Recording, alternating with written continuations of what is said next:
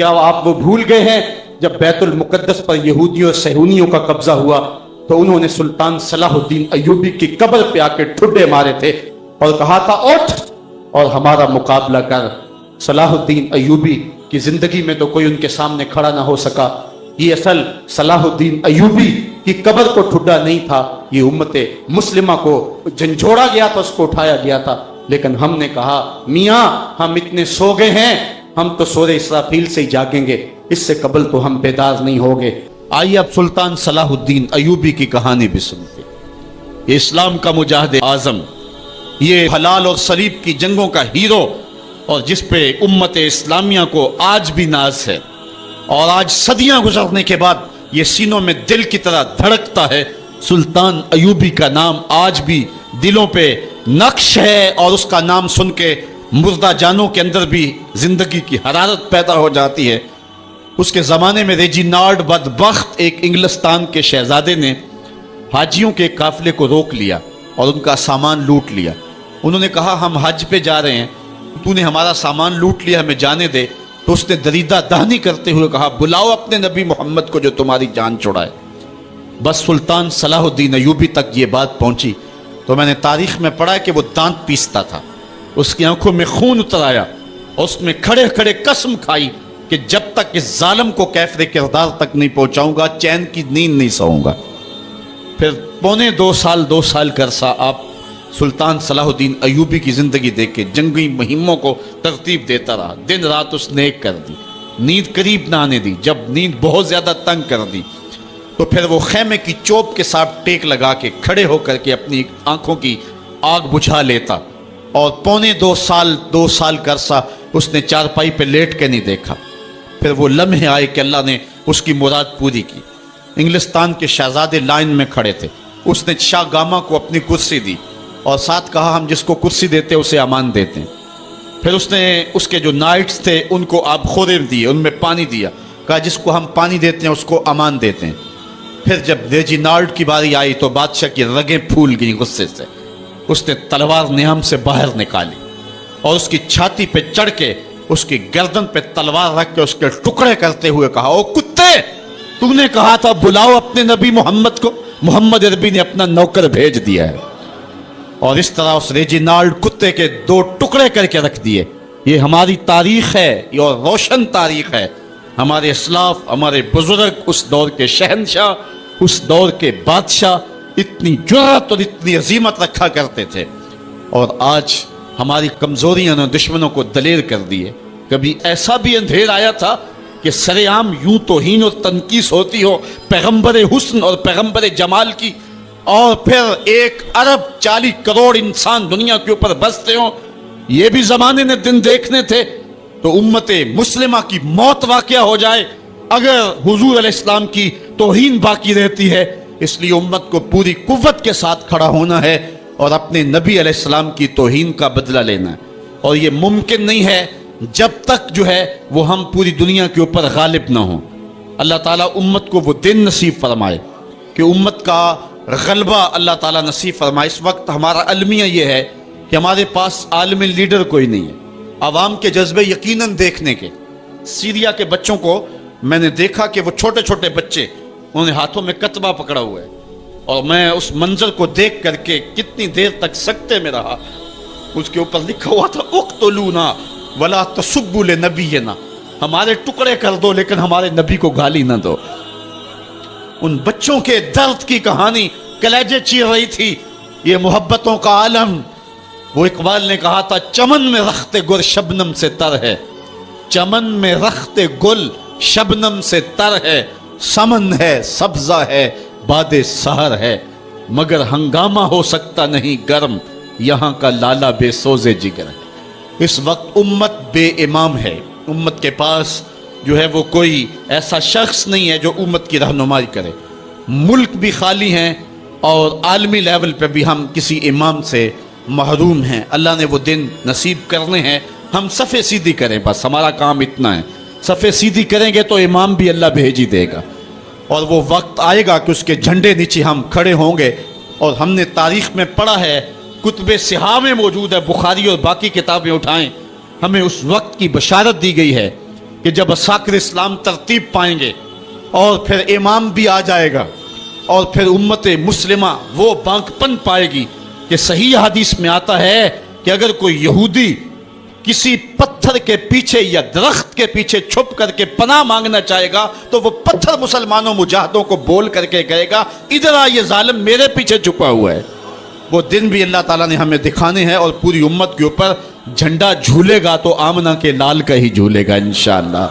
آ ملیں گے سینہ چاکانے چمن سے سینہ چاک, بس میں گل کی ہم نفس باد صبا ہو جائے گی, شبنم افشانی پیدا کرے گی میری سوز و ساز, اس چمن کی ہر کلی درداش نہ ہو جائے گی, آسمان سحر کے نور سے ہوگا آئینہ پوش, ظلمت رات کی سیماب پا ہو جائے گی, شب گریزاں ہوگی آخر جلوہ خورشید سے, یہ چمن معمور ہوگا نغمہ توحید سے. وہ وقت انشاءاللہ آنے والا ہے, بس ہمارا کام صفیں سیدھی کرنی ہے اور صفوں کو ترتیب دینا ہے, اپنے جذبوں کو مرنے نہیں دینا ہے اور یہ جذبے اپنی نسلوں میں بھی منتقل کرنے ہیں اور اپنی نسلوں کو بٹھا کر کے حضور کی عظمت کی کہانی پڑھا کے جانا ہے. ہم نے میں نے سیریا کے ان بچوں کو دیکھا تو میں اپنے بچوں کو بٹھا لیا, میں نے کہا بیٹے پوری دنیا کے اوپر حضور کی ناموس پہ حملہ ہے, بتاؤ ہم کیا کریں گے. تو میرا 5 سال کا بچہ ہے, مجھے حمزہ کہنے لگا کہ ابو یہ جو تلوار آپ نے لٹکا کے رکھی ہے بیٹھک میں, اس کے میں پیچ خود کھول سکتا ہوں اور یہ میرے ہاتھ میں دے, ان ظالموں کو میں کاٹوں گا. میں نے کہا بیٹے مجھے یہی تجھ سے توقع تھی, اس لیے کہ تیرے جسم کے اندر خواجہ دین محمد مصطفیٰ کی غیرت کا خون دوڑ رہا ہے اور انشاءاللہ یہ ہماری نسلیں اٹھیں گی اور اسلام کے غلبے کا خواب ہم شرمندہ تعبیر کریں گے انشاءاللہ. تو اپنے بچوں کو بٹھائیں اور ان کو بتائیں اور ان کو حب رسول کے جام پلائیں, ان کے اندر محبت رسول انڈھیل دیں اور ان کے سینے کے اندر یہ حرارت پیدا کر دیں اور وہ امت کے لیے اور نام محمد کے لیے ہر قربانی دینے کے لیے آمادہ ہو جائیں. انشاءاللہ وہ وقت دور نہیں ہے جب پوری دنیا کے اوپر اسلام کا جھنڈا جھولتا ہوا نظر آئے گا. ہم نے اپنے جذبوں کو بہر صورت بیدار رکھنا ہے اور اگر انہوں نے توہین کی زبان کھولی ہے تو کروڑوں انسان حضور کی مدح میں زبانیں کھول لیں, صبح و شام وظیفہ درود و سلام کا لبوں پہ جاری کر لیں اور حضور کے نام کا جھنڈا اٹھائیں. یہ گلیوں میں, یہ چوکوں میں, یہ بازاروں میں یہ احتجاج یہ تو ایک معمولی کیفیت ہے, ہم تو اس سے آگے بھی اگر ہم بے بس ہیں, کر کچھ نہیں سکتے. سچی بات ہے, ہمارے اندر جو جذبوں کی کائنات ہے ان کو کچا چبا جائیں کہ جنہوں نے میرے آقا حضور نبی رحمت کی توہین اور تنقیص کی ہے, اس لیے جو ہم سے بن پڑا, جو ہم سے ہو سکا ہم نے وہ ضرور کرنا ہے. وہ کیا کہا تھا سودا نے کہ مجنو لیلا سے بازی نہ لے سکا پر سر تو دے سکا, کس منہ سے کرتے ہو دعویٰ عشق سودا, تم سے تو یہ بھی نہ ہو سکا. ہم نے دیکھنا ہے کہ ہم کیا کرتے ہیں, اس حوالے سے ہمارے جذبات کیا ہیں. مجھے یاد آئی آج ہمارا سارا دن آج ہمارا کی کہانیاں میرے ذہن میں گردش کرتی رہی. ہمارا غزوہ احد کی نامور مجاہدہ ہیں کہ جب بھگدڑ مچی اور کچھ تو خون ہونے لگا اور عجیب کیفیت بن گئی, تو اس وقت حضرت ہمارا خاتون ہیں جو اس جنگ میں ساتھ آئی تھی. کس کام کے لیے آئی تھی کہ کوئی زخمیوں کی مرہم پٹی کروں گی, لیکن جب دیکھا کہ حضور تنہا ہے اور تیروں کی برسات ہو رہی ہے, ہمارا تلوار لے کے میدان میں آ گئی اور حضور نبی رحمت نے فرمایا کہ میں جدھر دیکھتا تھا مجھے ہمارا ہی نظر آتی تھی. اگر ادھر سے حملہ ہوتا آگے ہمارا کھڑی ہوتی, اگر ادھر سے حملہ ہوتا تو ہمارا کھڑی ہوتی. میں کہتا ہمارا تیرے نام پہ میری نسلیں قربان, جس نے محمد عربی کی آبرو کا پہرا دیا. اللہ اکبر.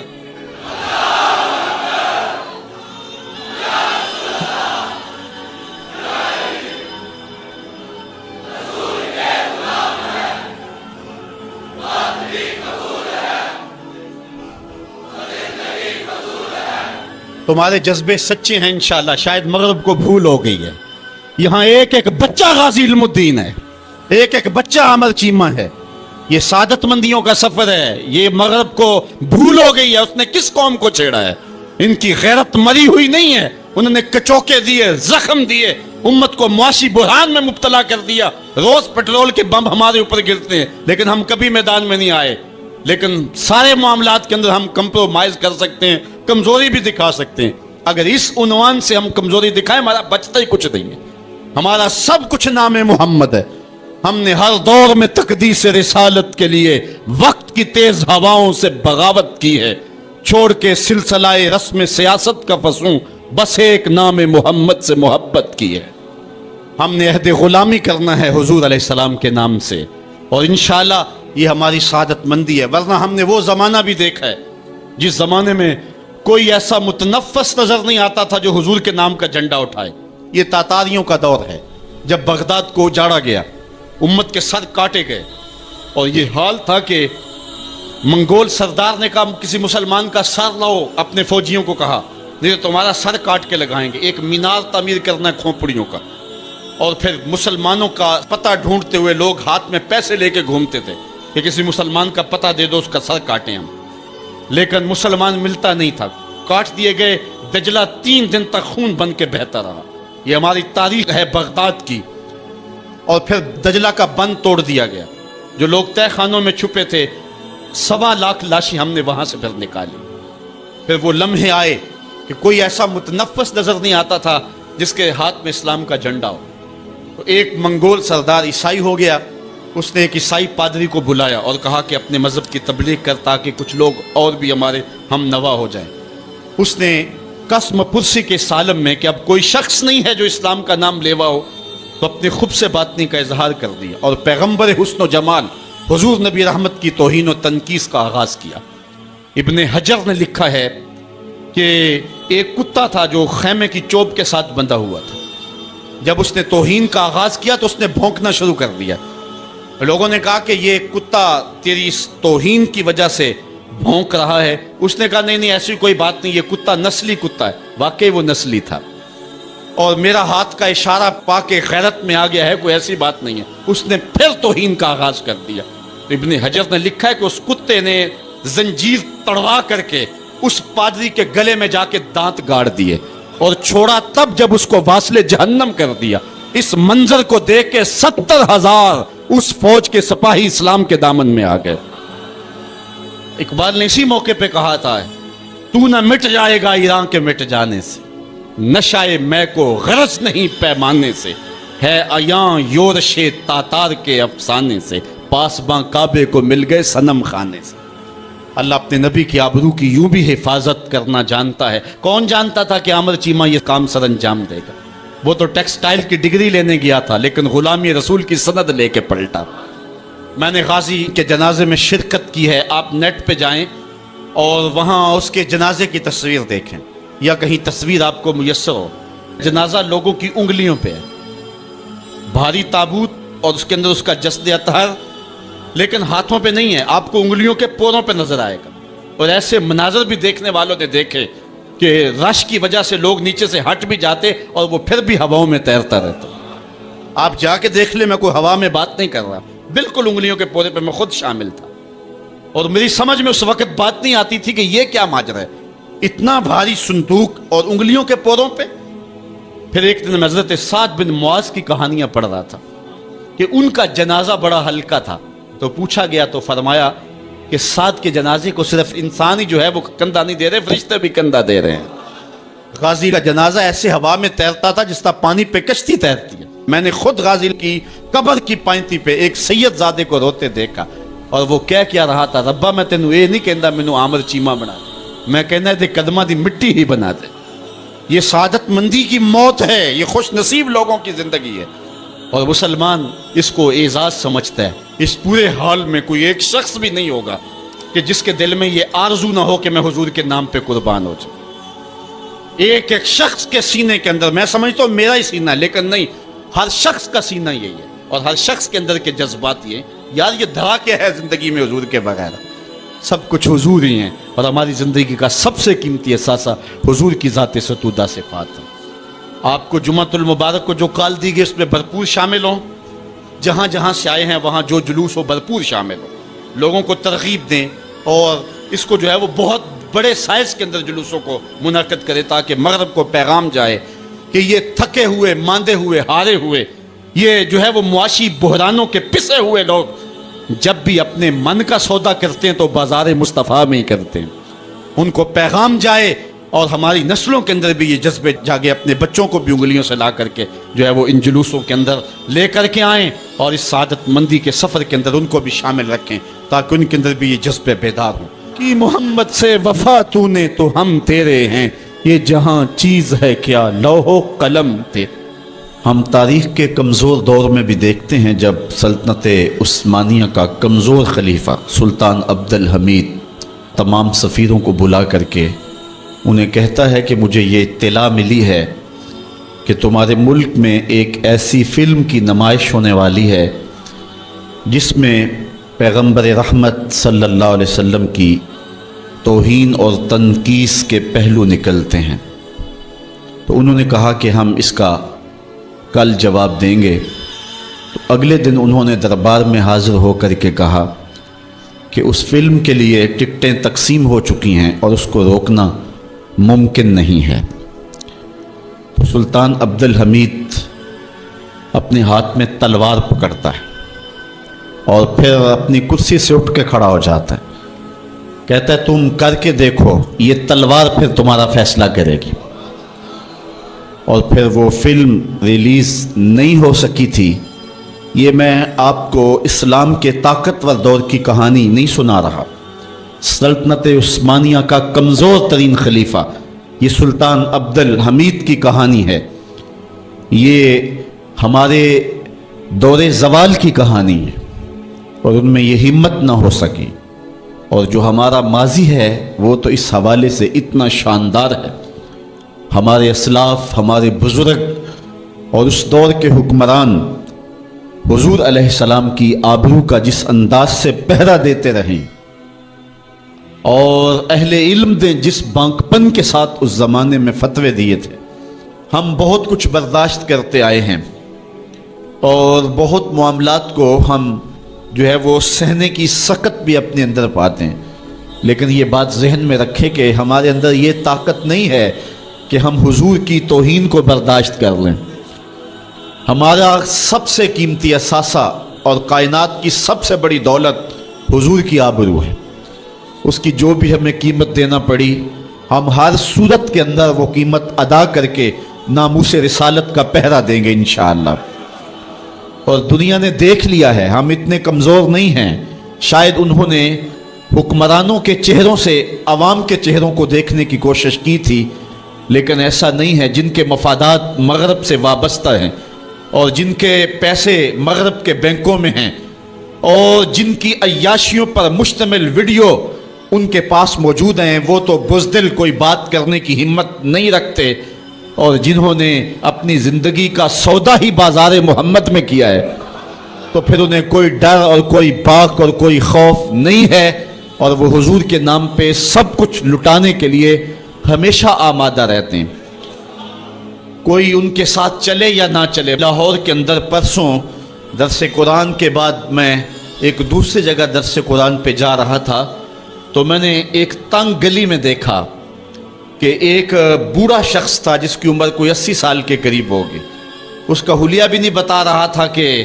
وہ کوئی مذہبی شخص ہے، اس کی وضاحت بھی ایسی تھی اور اس کا لباس بھی کچھ ایسا تھا، لیکن اپنے 10 یا 12 سال کے پوتے کو اس نے بٹھایا تھا موٹر سائیکل پہ اور پیچھے خود بیٹھا ہوا تھا اور ہاتھ میں پلے کارڈ اٹھایا ہوا تھا، اس اوپر لکھا تھا کالی کملی والے تم پہ لاکھوں سلام، اور وہ گلیوں میں گھومتا تھا اور اس کی آنکھوں میں جو آنسو اور چمک تھی وہ بتا رہی تھی اور مغرب کو پیغام دے رہی تھی کہ ہم گناہگار ضرور ہو سکتے ہیں، محمد عربی کی چوکھٹ کے غدار نہیں ہو سکتے ہیں۔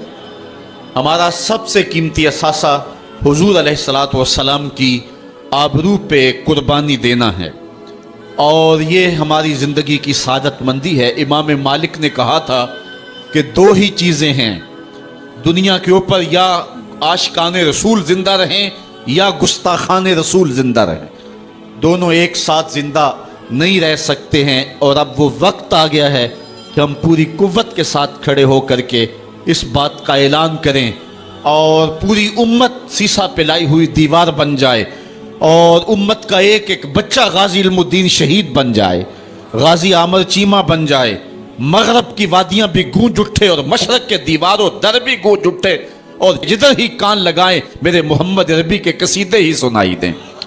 کائنات کا ایک ایک گوشہ حضور کے نام پہ قربان کرنے کا ہم عزم کریں، اور پھر اس کی جو بھی قیمت ادا کرنی پڑے ہمارے لیے جو ہے وہ بالکل ادنا قیمت ہے۔ میرے امام نے کہا تھا، آج بھی بریلی کی گلیوں سے صدا آتی ہے، کروں تیرے نام پہ جاں فدا، نہ ایک جاں دو جہاں فدا، دو جہاں سے بھی نہیں جی بھرا، کیا کروں کروڑوں جہاں نہیں۔ کہتے ہیں حضور میں آپ کے نام پہ جان وار دوں، پھر کہا ایک جان کیا میں سارا جہان وار دوں، اور پھر کہتے ہیں حضور دو جہان وار کر کے بھی دل نہیں بھرا ہے، آپ کی چوکھٹ اتنی اونچی ہے، کروڑوں جہان بھی ہوتے تو آپ کے نام پہ نچھاور کر دیے جاتے۔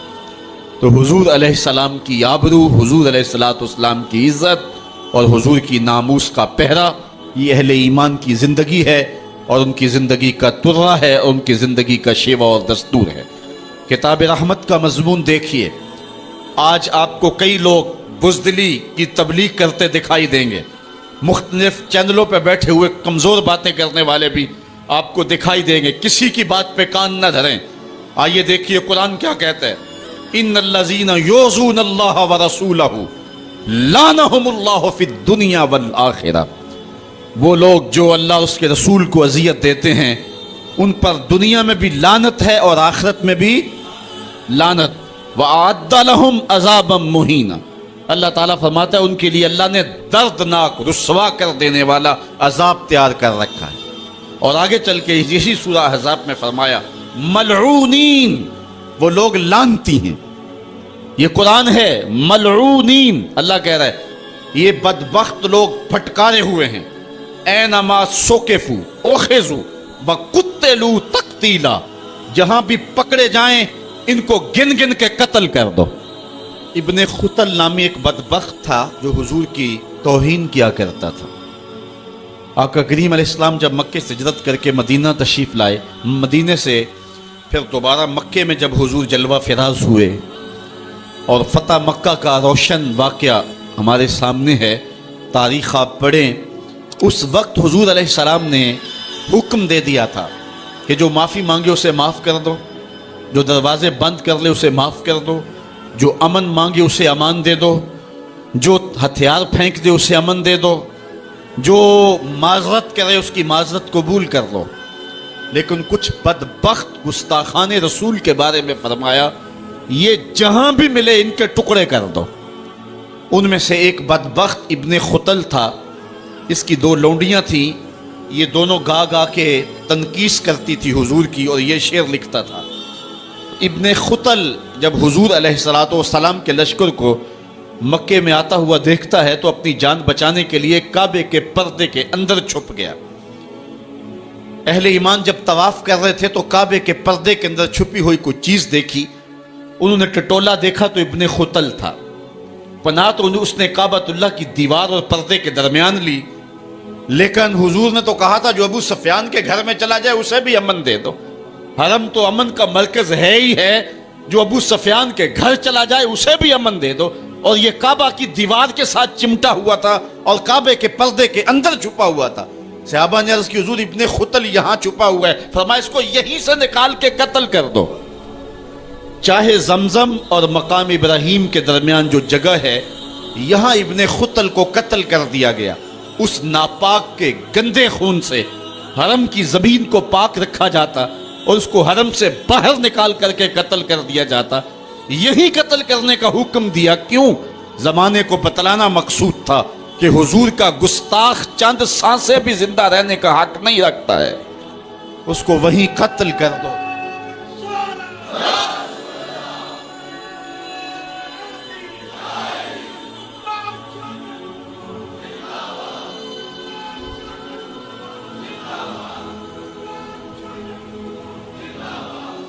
آج ہم یاد کرتے ہیں سلطان صلاح الدین ایوبی کو، آج یاد آتا ہے سلطان نور الدین زنگی، جنہوں نے نام محمد پر اپنا سب کچھ وار دینے کا عزم کر رکھا۔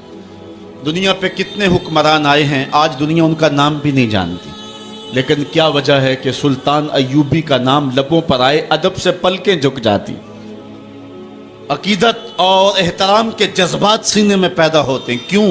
اس لیے کہ حضور علیہ السلام کے نام پر اس نے وفا کی ہے، اور یہ رب کا وعدہ ہے کہ جو میرے رسول سے وفا کرے گا پھر اس کو میں مرنے نہیں دوں گا۔ اقبال نے اپنا سارا فلسفہ شعر میں نچوڑا ہے کہ محمد سے وفا تو نے تو ہم تیرے ہیں، یہ جہاں چیز ہے کیا لوح و قلم تیرے۔ تو حضور کے نام پہ جن لوگوں نے وفا کی ہے رب نے پھر انہیں مرنے نہیں دیا۔ آج بھی سلطان صلاح الدین ایوبی کی قبر بھی زندہ ہے، آج نور الدین زنگی کی قبر بھی زندہ ہے۔ اچھا یہ بات میں بتاؤں کہ حضور علیہ السلام کے گستاخوں کے ساتھ نپٹنا یہ ہر شخص کے بس کا روگ بھی نہیں ہے، یہ ڈیوٹی بھی رب کی طرف سے ہوتی ہے، اور رسول اللہ جس کو پسند کریں اس کی ہی یہ ڈیوٹی لگاتے ہیں، ورنہ کس کے سینے میں یہ آرزو نہیں مچلتی؟ جب راجپال نے توہین کی تھی تو کون نہیں چاہتا تھا کہ اس کی گردن کاٹوں، لیکن سعادت مندی نصیب ہوئی تو غازی علم الدین شہید کو نصیب ہوئے۔ علامہ اقبال علیہ رحمہ نے کہا تھا جنازے میں کہ اسی گلیں ہی کردے رہ گئے، ترکھانہ دا منڈا نمبر لے گیا۔ حضرت پیر جماعت علی شاہ رحمۃ اللہ تعالی علیہ نے کہا تھا غازی علم الدین کے جنازے پہ گردن جھکائے چل رہے تھے، آنکھوں میں آنسو تھے، 6 لاکھ لوگ حضرت غازی علم الدین کے جنازے میں شامل ہوا تھا۔ سید دیدار علی شاہ صاحب جب جنازہ پڑھانے کے لیے کھڑے ہوئے تو غش کھا کے گر پڑے، بعد میں جب اٹھے اور جنازہ پڑھایا تو کسی نے کہا حضرت آپ نے بڑے بڑے جنازے پڑھائے ہیں، کبھی یہ کیفیت آپ کی ہوئی نہیں ہے۔ فرمایا جنازے بڑے پڑھائے ہیں لیکن کبھی حضور کا دیدار نہیں ہوا ہے۔ آج پہلی بار یہ موقع ملا، ادھر جنازہ پڑھانے لگا، ادھر آمنہ کا لال بھی سامنے تھا۔ حضرت پیر امیر ملت علیہ رحمہ گردن جھکائے چل رہے تھے تو آپ نے کہا لوگوں میں نے بڑے بڑے بادشاہوں کی کہانیاں پڑھی ہیں، میرے دل میں کبھی یہ امنگ نہیں جاگی کہ فلاں بادشاہ میں ہوتا۔ جو فقیر ہوتا ہے وہ خود ہی شہنشاہ ہوتا ہے، اس لیے اس کے دل میں یہ آرزو کیوں پیدا ہو کہ وہ بادشاہ ہو، وہ خود ہی شہنشاہ ہوتا ہے۔ کہتے ہیں میں نے بڑے بڑے پہلوانوں کے تذکرے سنے ہیں، میرے دل میں یہ امنگ بھی نہیں جاگی کہ فلاں پہلوان میں ہوتا۔ اور پھر فرمانے لگے لوگوں میں نے بڑے بڑے ولیوں کے تذکرے سنے، میں نے کبھی یہ آرزو بھی سینے میں نہیں پائی کہ فلاں ولی میں ہوتا، لیکن آج غازی علم الدین کا جنازہ لوگوں کے کندھوں پہ جا رہا ہے، میرے دل میں آج یہ انگڑائیاں جذبات لے رہے ہیں، کاش آج اس چارپائی پہ جماعت علی شاہ ہوتا۔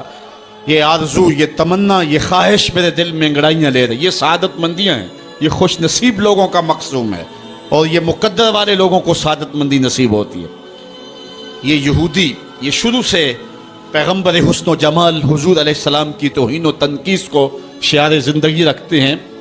تو ایک زمانے میں انہوں نے سازش کی اور آقا کریم کے روضہ اطہر سے حضور کے جسد اطہر کو چرانے کی سازش کی، اور جس کی حفاظت میرا رب کرے کون اس محبوب کا بال بیکا کر سکتا ہے۔ یہ جو کچھ ہو رہا ہے یہ ہمارا امتحان ہے، ورنہ جس کے سر پہ وارا فانا لاکا ذکر کا تاج میرے رب نے رکھا ہے، بھلا اس کی شان کو کوئی گھٹا سکتا ہے؟ جدا ذکر خدا بلند کرے کیڑا جمعہ حسن و بند کرے، اس ذکر دا حافظ آپ خدا پڑھو لا الہ، خود اللہ حفاظت کرنے والا ہے ذکر کی۔ یہ تاج رب نے محبوب کے سر پہ رکھا ہوا ہے، اس لیے چاند کی طرف منہ کر کے تھوکنے سے چاند کی نوری کرنوں کو میلا نہیں کیا جا سکتا۔ تھوکنے والے کا اپنا منہ گندا ہوگا، لیکن چاند کل بھی روشن تھا، چاند آج بھی روشن رہے گا۔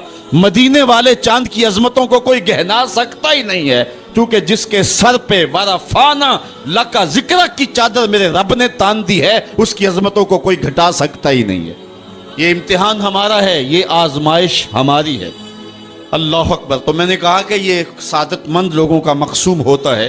تو زمانے میں کچھ بد نصیب یہودیوں نے یہ سازش کی کہ حضور کے جسد اطہر کو روضہ انور سے نکال لیا جائے، اور پھر باقاعدہ انہوں نے 2 اشخاص کو وظائف پڑھا کر کے، داڑیاں رکھوا کر کے، جبہ و دستار پہنا کر کے مدینے میں بھیجا، صوفیاء کے، نیکوکاروں کے، علماء کے، زاہدین کے روپ میں، اور انہوں نے وہاں ایک جگہ کرائے پہ لے لی اور اپنی کارروائی کا آغاز کر دیا۔ وہ اپنے کمرے کے اندر سرنگ کھودتے اور روزانہ مٹی نکالتے، اور رات کے اندھیرے میں بقی کے قبرستان میں قبروں کے اوپر مٹی ڈال کے آ جاتے، اور سارا دن تسبیح لیے اللہ اللہ کرتے رہتے۔ لوگ کہتے کہ یہ تو بڑے صالح لوگ ہیں، اور پھر لوگوں کو خیرات بھی کرتے، لیکن کارروائیاں اور انداز یہ تھا، لباس خضر میں رہزنی کر رہے تھے، اور یہ ڈاکو اور یہ رہزن لٹیرے ایک بہت خطرناک مہم پہ آئے ہوئے تھے. جب وہ بالکل قریب پہنچ گئے اور ایک روایت میں آتا ہے کہ حضرت عمر کے پاؤں کا انگوٹھا بھی ننگا ہو گیا. حضور علیہ السلام سلطان نور الدین زنگی کو خواب میں ملے اور ان کی شکلیں دکھائی کہ یہ دو موذی مجھ کو تکلیف دے رہے ہیں. تو سلطان فوراً اٹھا اور کہا مدینے میں کوئی غیر معمولی واقعہ ظہور پذیر ہوا ہے.